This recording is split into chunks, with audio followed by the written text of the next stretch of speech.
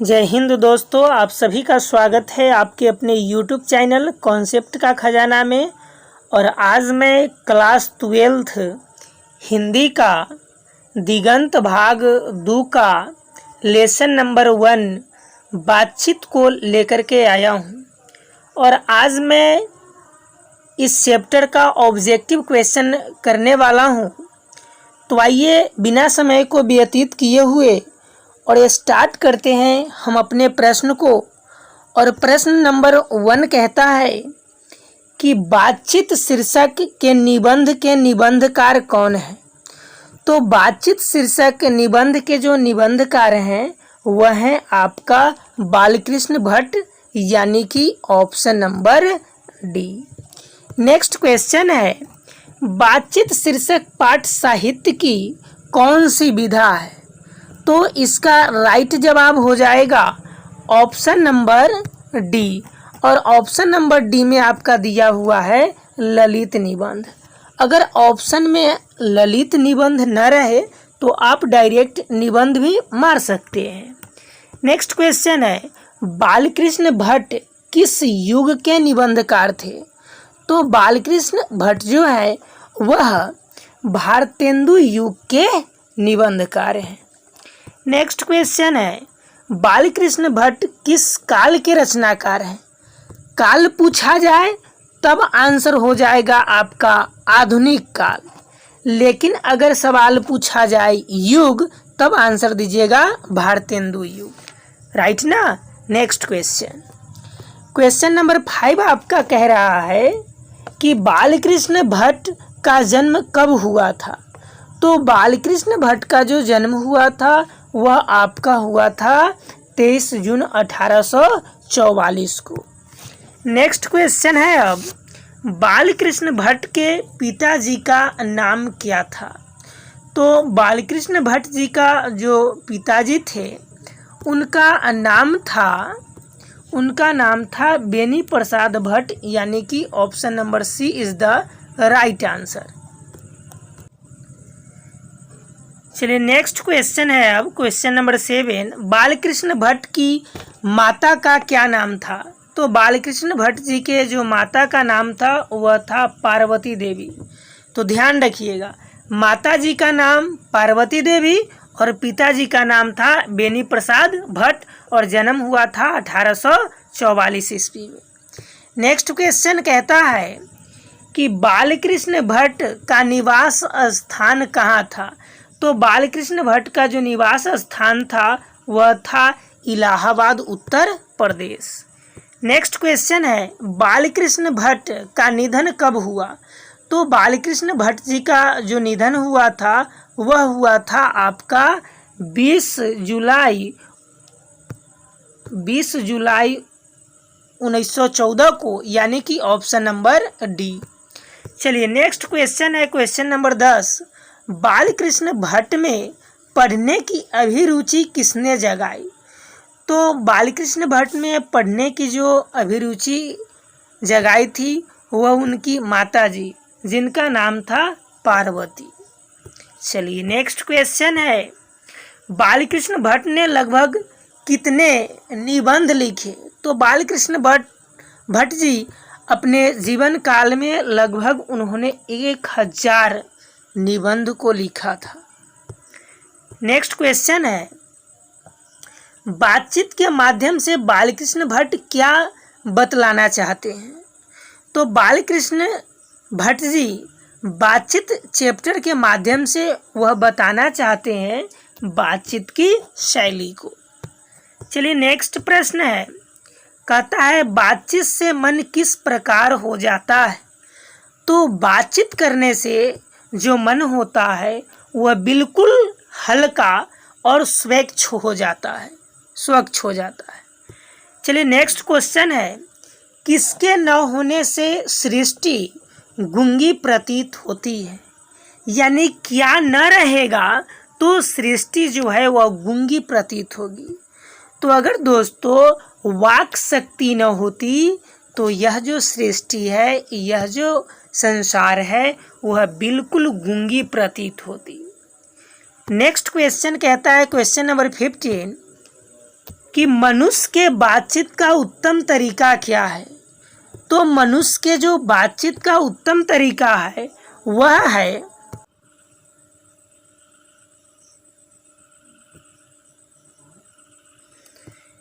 तो इसका सही आंसर हो जाएगा आत्मीयता से बात करना। चलिए नेक्स्ट क्वेश्चन है, संवाद में सबसे महत्वपूर्ण क्या है। तो संवाद में सबसे महत्वपूर्ण होता है आत्मीयता। यदि आत्मीयता नहीं है तो वह अच्छा संवाद नहीं हो सकता है। नेक्स्ट क्वेश्चन है, 100 अजान एक सुजान उपन्यास के लेखक कौन है। तो 100 अजान एक सुजान जो उपन्यास है उस उपन्यास के लेखक बालकृष्ण भट्ट जी ही हैं। नेक्स्ट क्वेश्चन है, कौन सी रचना बालकृष्ण भट्ट की नहीं है। कौन सी रचना नहीं है। तो आपको मालूम होना चाहिए कि नूतन ब्रह्मचारी बालकृष्ण भट्ट की रचना है, 100 अजान एक सुजान भी है, सद्भाव का अभाव भी है। यह नहीं है आपका, तो इसका आंसर हो जाएगा ऑप्शन नंबर डी, संयोगिता स्वयंवर। संयोगिता स्वयंवर के जो राइटर हैं वह हैं श्रीनिवास दास। चलिए नेक्स्ट प्रश्न पे चलते हैं और क्वेश्चन नंबर आपका 19 दिया गया है, 4 या 4 से अधिक लोगों के बीच की जो बातचीत होती है उस बातचीत को हम लोग क्या कहते हैं। तो लेखक कहते हैं कि जब 4 या 4 से अधिक लोग पहुंच जाते हैं तो वह बात नहीं होता है, वह बतकही लोग बना देता है और जिसे हम लोग कहते हैं राम रमोवल। चलिए नेक्स्ट प्रश्न है अब क्वेश्चन नंबर 20, कौन सी रचना बालकृष्ण भट्ट की है। तो बालकृष्ण भट्ट की कौन सी रचना है। तो इसका राइट आंसर हो जाएगा option number A he, rail का जो विकट खेल है वह बालकृष्ण भट्ट की रचना है। नेक्स्ट है, आ ही गया क्वेश्चन नंबर 21, बता दीजिए आप लोग आंसर। बोलता है संयोगिता स्वयंवर रचना किनकी है।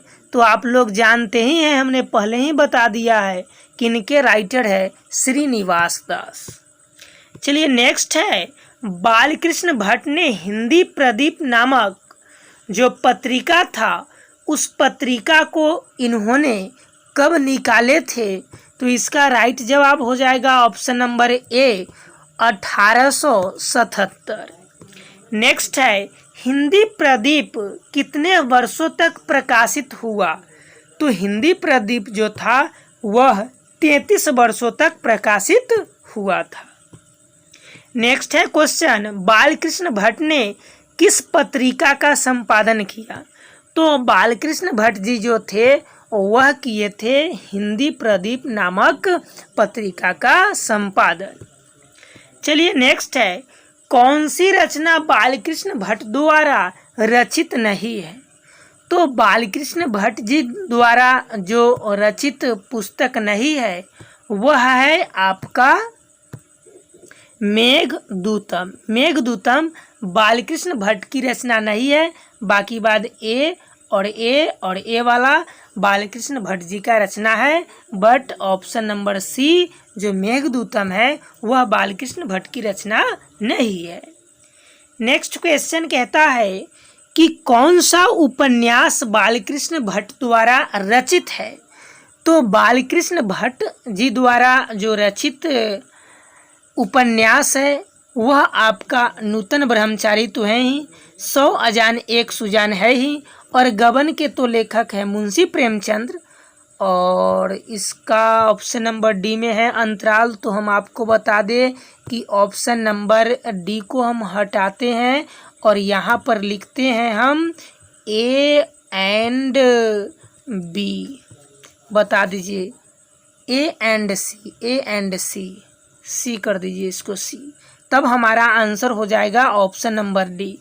क्यों? क्योंकि नूतन ब्रह्मचारी और 100 अजान एक सुजान यह जो है वह बालकृष्ण भट्ट की रचना है, इसलिए आंसर हो जाएगा यह और यह दोनों, यानी कि हमने बना दिया ऑप्शन नंबर डी और ऑप्शन नंबर डी में हमने इसको काट के बना दिया ए और बना दिए हमने सी। तो राइट आंसर हो जाएगा ऑप्शन नंबर डी, यानी ए और सी दोनों। चलिए नेक्स्ट क्वेश्चन है, नाटक के प्रारंभ में होने वाले मंगल पाठ को क्या कहा जाता है? तो इसका राइट जवाब होगा ऑप्शन नंबर बी, नंदी पाठ कहा जाता है। चलिए नेक्स्ट है, रॉबिन्सन क्रूसो को कब तक मनुष्य का मुख देखने को नहीं मिला? तो रॉबिन्सन क्रूसो जंगले में रहा करता था और इन्होंने अपने जीवन के 16 वर्ष तक मनुष्य का मुख नहीं देख पाया था। यह 16 वर्ष के बाद ही मनुष्य के मुख को देख पाया। चलिए नेक्स्ट क्वेश्चन कहता है कि बातचीत से ही मनुष्य के गुण दोष का पता चलता है, यह किसका मत है? तो यह मत है बेन जॉनसन का। बेन जॉनसन का कहना है कि जब तक मनुष्य कुछ बोलता नहीं है तब तक उसके गुण और दोष का पता नहीं चलता है। और नेक्स्ट क्वेश्चन कहता है कि असल बातचीत सिर्फ 2 व्यक्तियों में ही हो सकती है। 2 व्यक्ति अगर रहेंगे तभी असल बातचीत हो सकता है। और यह कथन, यह मत किसका है? तो यह है मेरे भाई एडिसन का। चलो बढ़ते हैं आगे। नेक्स्ट है, आर्ट ऑफ कन्वर्सेशन कहाँ के लोगों में सर्वाधिक प्रचलित है? तो यह है प्रचलित यूरोप के लोगों में। चलिए नेक्स्ट क्वेश्चन अब कहता है, भट्ट जी को किसने अंग्रेजी साहित्य के एडिशन और स्टील की श्रेणी में रखा है? तो इसका राइट जवाब हो जाएगा option number B, Ramchandra Shukla. चलिए नेक्स्ट प्रश्न है, कहता है कि अनेक प्रकार की शक्तियाँ जो वरदान की भांति ईश्वर ने मनुष्य को दी है उनमें डैश भी एक है। तो इसका राइट जवाब हो जाएगा ऑप्शन नंबर सी, वाक शक्ति। नेक्स्ट है, किस पाठ में आया है, सच है जब तक मनुष्य बोलता नहीं तब तक उसका गुण दोष प्रकट नहीं होता? यह आया है बातचीत चैप्टर में। चलिए नेक्स्ट क्वेश्चन कहता है, किस पाठ में आया है, हमारी भीतरी मनोवृत्ति प्रति क्षण नए नए रंग दिखलाती है? तो इसका राइट आंसर हो जाएगा ऑप्शन नंबर ए, बातचीत। चलिए नेक्स्ट क्वेश्चन है, कहता है कि भट्ट निबंध माला के लेखक कौन है? तो इसका राइट जवाब हो जाएगा बालकृष्ण भट्ट। चलिए नेक्स्ट है क्वेश्चन नंबर हम लोग 37 पर पहुंच चुके हैं और कहता है कि श्रीनिवास दास द्वारा रचित संयोगिता स्वयंवर की आलोचना किस लेखक ने की है? तो इसका राइट जवाब हो जाएगा option number D, Balkrishna Bhatt. Next है, नूतन ब्रह्मचारी उपन्यास किसकी रचना है? तो इसका राइट जवाब हो जाएगा option number D, Balkrishna Bhatt. Next है, बालकृष्ण भट्ट की मृत्यु कब हुई? तो बालकृष्ण भट्ट जी का जो मृत्यु हुआ था वह हुआ था 20 जुलाई 1914 को। नेक्स्ट क्वेश्चन है, बालकृष्ण भट्ट का जन्म कहाँ हुआ था? तो कहाँ हुआ था? तो इलाहाबाद के उत्तर प्रदेश में हुआ था। चलिए नेक्स्ट है, बालकृष्ण भट्ट कैसे स्वभाव के व्यक्ति थे? तो यह थे उग्र स्वभाव के थे, तुरंत गर्म हो जाते थे। नेक्स्ट है, रॉबिन्सन क्रूसो ने 16 वर्षों के उपरांत किसके मुख से एक बात सुनी? तो रॉबिन्सन क्रूसो 16 वर्ष तक मनुष्य का न मुख देखा था और न मनुष्य के मुख से कुछ बोलते हुए सुना था, लेकिन पहली बार उन्होंने 16 वर्ष के उपरांत फ्राइडे के मुंह से उन्होंने एक बात सुनी थी। नेक्स्ट क्वेश्चन है 43, भट्ट जी ने किस शब्दकोश का संपादन किया था? तो वे किए थे हिंदी शब्दकोश के संपादन। चलिए नेक्स्ट क्वेश्चन कहता है कि एक 1869 यानी 1869 से 1875 तक बालकृष्ण भट्ट ने किस स्कूल में अध्यापन किया था? तो इसका राइट जवाब होगा ऑप्शन नंबर ए, प्रयाग के मिशन स्कूल में, जो कि उत्तर प्रदेश में ही है। नेक्स्ट क्वेश्चन है, जैसा काम वैसा परिणाम, हाँ, जैसा काम वैसा परिणाम के लेखक कौन है? तो इसका राइट जवाब हो जाएगा option number C, Balkrishna Bhatt.